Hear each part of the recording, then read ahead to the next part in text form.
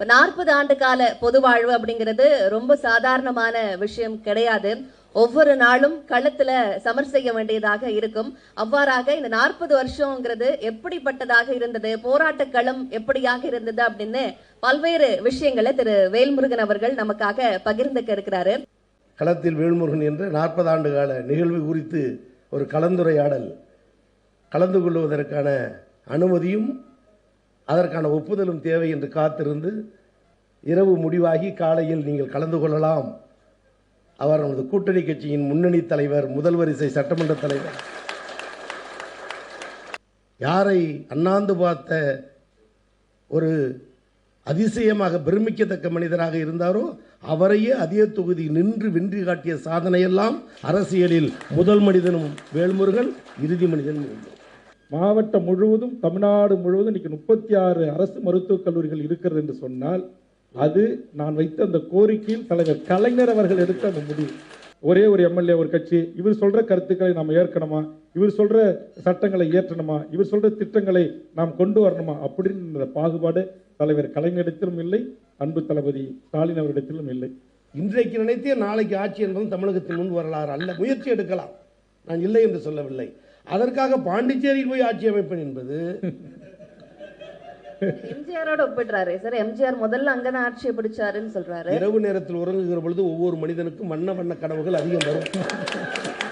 ஆனால் காலையில் எழுந்து பிளாட்ஃபார்ம்ல கால் வைக்கிறோம் பாருங்க, எத்தனை பேர் நமக்கு வணக்கம் வைக்கிறான், எத்தனை பேர் முறைக்கிறான், எத்தனை பேர் சிரிக்கிறான்னு காலையில பிளாட்ஃபார்ம்ல கால் வைக்கும் போதுதான் உண்மையான கள நிலவரம் தெரியும். கள அரசியல், அதுதான் கள அரசியல். எனவே வண்ண கனவுகளோடு விஜய் விரும்புகிறார், நாடு நன்கறியும்.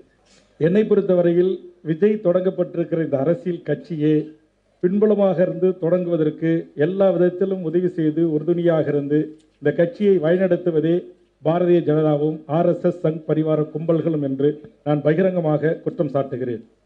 இந்திய நாட்டின் பிரதமரும், இந்திய நாட்டின் உள்துறை அமைச்சரும், பாதுகாப்புத்துறை அமைச்சரும், மாண்புமிகு தமிழ்நாடு முதலமைச்சர் போன்ற மாநில அமைச்சர்களுக்கு கிடைக்கப்படுகின்ற அத்தனை சலுகைகளையும் சிறப்பு அனுமதிகளையும் இந்திய நாடு முழுக்க இருக்கிற விமான நிலையங்களில் திரு விஜய் அவர்களுக்கு வழங்கப்பட்டது எந்த அடிப்படையில்? திரு செங்கோட்டையன் அவர்கள் தமிழ்நாட்டிலிருந்து பறந்தோடி இந்திய நாட்டின் தலைமை அமைச்சர்களையும் உள்துறை அமைச்சர்களையும் முக்கிய தலைவர்களையும் சந்தித்துவிட்டு இங்கு வந்து பிறகு சில பத்திரிகையாளர் சந்திப்புகளை நடத்திய பிறகு அவர் திரு விஜய் கட்சியில் தன்னை ஐக்கியமாக்கிக் கொள்ளுகிறார், 50 ஆண்டு பொது வாழ்க்கைக்கு சொந்தக்காரர் என்று சொன்னால் யாரால் அவர் இயக்கப்படுகிறார் என்பது அனைத்தும் தேர்தல் ஆணையத்திலிருந்து, உள்துறை அமைச்சகத்திலிருந்து, இந்த நாட்டுடைய நாடாளுமன்ற குழுக்கள் வந்து சென்றதிலிருந்து பட்டவர்த்தனமாக தெரிகிறது. திரு விஜய் அவர்கள் இந்த நாட்டில் இந்த அரசியல் கட்சியை தொடங்குவதில் இந்திய ஆதிக்க வர்க்கத்தின் எல்லா விதமான கைகளும் இருப்பதோடு மட்டுமல்லாமல் இங்க இருக்கிற மிகப்பெரிய கார்ப்பரேட் பன்னாட்டு பெரும் முதலாளிகளும் அவர்களுக்கும் பின்னால் இருக்கிறார்கள் என்பதுதான் நிதர்சனமான உண்மை. நாம் தமிழர் கட்சியில இணைந்து செயலாற்றி வந்தவங்க காளியம்மாள், இப்ப அவங்க தமிழக வாழ்வுரிமை கட்சிக்கு வர்றதா செய்திகள் அடிபடுது, அப்படியா? நாம் தமிழர் கட்சியில் இருப்பவர்களையும் சரி அல்லது நாம் தமிழர் கட்சியிலிருந்து கருத்து முரண்பாடுகளால் வெளியேறியவர்களையும் சரி கட்டாயம் என் கட்சிக்கு வாருங்கள் என்று எந்தவித நிர்பந்தத்தையும் நான் தருவதில்லை. ஒருவேளை நான் தாங்கி பிடிக்கிற, நான் தலைவனாக ஏற்றுக்கொண்டிருக்கிற தமிழீழ தேசிய தலைவர் மேதகு பிரபாகரன் அவர்களை தலைவராக ஏற்றுக்கொண்ட காளியம்மாள், அப்படிப்பட்ட பல்வேறு தளபதிகள் தமிழ்நாடு முழுவதும் ஆயிரக்கணக்கிலே நூற்றுக்கணக்கிலே என்னோடு இணைந்திருக்கிறார்கள். ஆக அந்த வகையில் அன்பு சகோதரி காளியம்மாள் அவர்கள் அவர் எடுக்க வேண்டிய முடிவு, அவர் கண்டிப்பாக ஒரு நல்ல முடிவை எடுப்பார். அண்ணனோட பல உருட்டுகளை கேட்டுக்கிட்டே இருக்கோம். ஆமைக்கறி, மான்கறி, AK-47 இருந்து இப்போ பாரதிக்காக தான் RSS மேடலே ஏறின வரைக்கும் பல உருட்டுகளை கேட்டுட்டு இருக்கோம். இந்த கதைகள் குறித்த உங்களோட கருத்து என்ன சார்? நம்ப தகுந்தாத ஒரு கதை. தகுந்தாத ஒரு கதை. அப்ப அவர் சொன்ன எல்லா கதையும் நீங்க நம்புறீங்களா? நம்புறதுக்கு ஆட்கள் இருக்கிறாங்க சார். நேரா போவோம், முருகர் இருக்காரு, முருகருக்கு நேரா அழகு குத்துறோம், காவடி எடுக்கிறோம். எங்களுடைய கடவுள் ராமர், ராமருக்கு வேணா நாங்க செய்யணுமே தவிர முருகனுக்கு நாங்க செய்ய மாட்டோம், ஒரு தடவை பண்ண மாட்டோம். அங்கதான்டா நம்ம ராமர் முத வந்து உட்கார்ந்தாரு, வா அங்கதான் வா. ஏப்பா முருகா, வேளா, அப்பா முருகா, வேல்முருகன் ஐயா, நீங்களே அதுக்கு என்னன்னு சொல்லிடுங்க ஐயா, இதுக்கு மேல என்னால சமாளிக்க முடியல, வரட்டுங்களா? தமிழகம் தனித்து நிற்கிறது. அந்த தனித்தன்மையோடு இயங்குகிற தமிழ்நாட்டை ஒரு மதத்தின் பெயரால் மக்களிடத்தில் பிளவுகளை ஏற்படுத்தி பெரும்பான்மை இந்துக்கள் என்கிற பெயரில் இருக்கிற தமிழர்களை தனக்கான வாக்காளர்களாக மாற்றுவதற்கு ஒரு திட்டமிட்டு உருவாக்கப்படுகின்ற ஒரு சூழல் அல்லது ஒரு கலவரத்தை உருவாக்கி அதன் ஊடாக பெரும்பான்மை இந்துக்கள் என்கிறவர்களை அணிதிரட்டுவதற்கான ஒரு முயற்சியை தான் அவர்கள் நீதிமன்றத்தின் துணையோடு அங்கு செய்கிறார்கள். இதை நாம் அனுமதிக்கவே முடியாது. அதாவது நாடாளுமன்றத்தில் இன்றைக்கு அமித்ஷா அவருடைய குரலை குறித்து தான் நீங்கள் கேள்வி எழுப்புகிறீர்கள். அமித்ஷாக்கள் அல்ல, அவருடைய அப்பாக்கள் வந்தாலும் தமிழ்நாட்டில் இஸ்லாமியர்களும் கிறிஸ்தவர்களும் தமிழர்களும் நாங்கள் இந்த பூமியில் அண்ணன் தம்பியாக மாமன் மைத்தானாகத்தான் பன்னெடுங்காலமாக பல்லாயிரம் ஆண்டுகளாக வாழ்கிறோம். நான் தாங்கிக்கவே முடியல. நீங்க என்ன தப்பு பண்ணீங்க?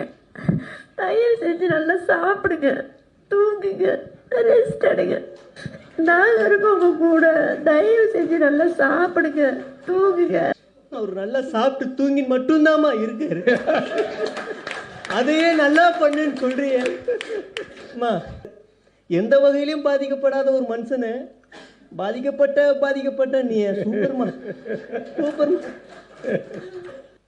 இதுக்கு மேல அந்த கட்சியை பத்தி ஒன்றும் இல்லை. ஆனா நான் மக்களை குறித்து நான் கவலை கொள்கிறேன். சகோதரி இங்க நடிச்சு காமிச்சாங்கல்ல, அது உண்மையிலேயே தன்னுடைய வயிற்றில் பெற்று ஆளாக்கிய அந்த தாய், தன்னுடைய 2 மகள்கள் இறந்து விட்டார்கள். அந்த நடிகர் தன்னை வீடியோ காலிலே தொடர்பு கொண்டு பேசிவிட்டார், அதுவே எனக்கு போதும், நானும் கூட அவருக்காக உயிரை கொடுக்க தயாராக இருக்கிறேன் என்கிற ஒரு அறிவின்மை கூட்டத்தின் ஒரு குடியில் நானும் பிறந்திருக்கிறேன் என்று வெட்கி தலைகுனிறேன். எது பேசுறதாலும் என்கிட்ட பேசு. நீ ஏன் அங்க பேசுற? என்கிட்ட பேசு.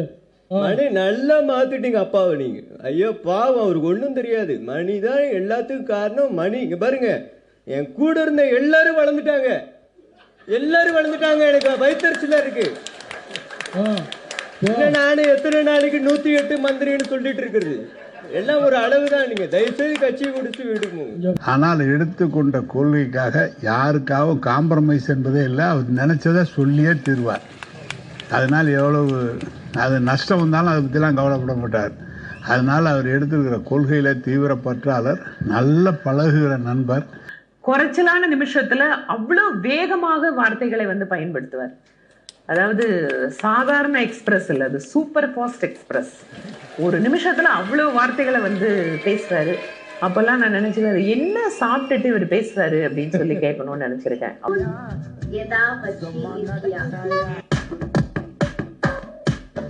எந்த நேரத்துல பண்ணா மேக்ஸிமம் பெனிஃபிட்ஸ் கிடைக்கும்?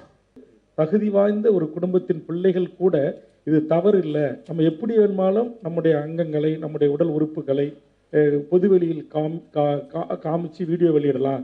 இதை அதை நிறைய பேர் லைக் பண்ணால் போதும், ஷேர் பண்ணுறாங்க, கமெண்ட்ஸில் அதை பற்றி பாசிட்டிவாக அவங்கள பாராட்டி அவங்களுடைய உறுப்புகளை குறித்து புகழ்ந்து எழுதினால் கூட புகழ்ச்சிக்கு உள்ளாக்குற ஒரு தலைமுறையாக மாறி நிற்கிறது. இதுதான் நான் சொல்லுகிறேன். இது தமிழ்நாட்டு பண்பியல் கூறுகளுக்கு இது முற்றும் முழுமாக எதிரானதாக இருக்கிறது.